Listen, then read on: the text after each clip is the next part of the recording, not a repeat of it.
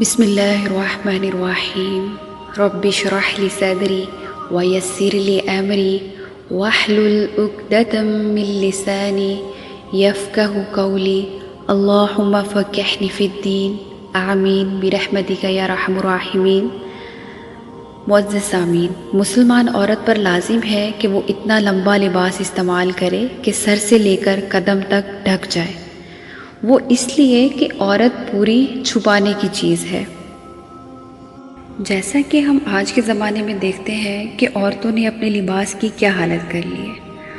آج ہم دیکھتے ہیں کہ عورتوں نے اپنے لباس کا مکمل طریقہ چھوڑ دیا ہے۔ یہ پردہ نظر آئیں جو کل چند بیبیاں، اکبر زمیں میں غیرت قومی سے گڑ گیا، پوچھا جو ان سے آپ کا وہ پردہ کیا ہوا، کہنے لگی عقل پہ مردوں کے پڑ گیا۔ معزز سامعین، اللہ رب العزت نے فطری طور پر عورت میں کشش رکھی ہے، اسی لیے برقعے اور پردے کا حکم بھی دیا گیا کہ خواہ بخواہ کوئی غیر آدمی آپ کی طرف متوجہ نہ ہو سوائے اس کے جو آپ کا محرم ہو۔ تو عورتوں کے لیے لباس کا مکمل ہونا انتہائی ضروری ہے۔ یاد رکھیے، آج کل جس طرح لوگ کھل کر بے حیائی کر رہے ہیں تو کھل کر ہی بولنے کی ضرورت ہے، اسی لیے کہ آپ کھل کر بے حیائی بازاروں میں کر رہے ہیں، دعوتوں میں کر رہے ہیں، جہاں ہزاروں عورتیں اور مرد ایک ساتھ گھوم رہے ہیں۔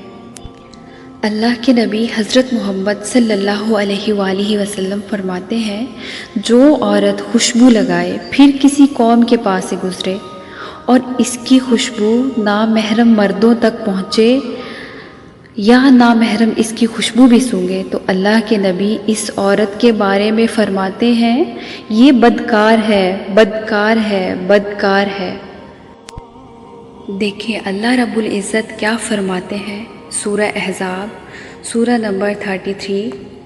اللہ تعالیٰ فرماتے ہیں، یا ایھا النبی قل لازواجک وبناتک ونساء المؤمنین یدنین علیہن من جلابہن ذلک ادنی ان یعرفن فلا یؤذین وکان اللہ غفورا رحیما۔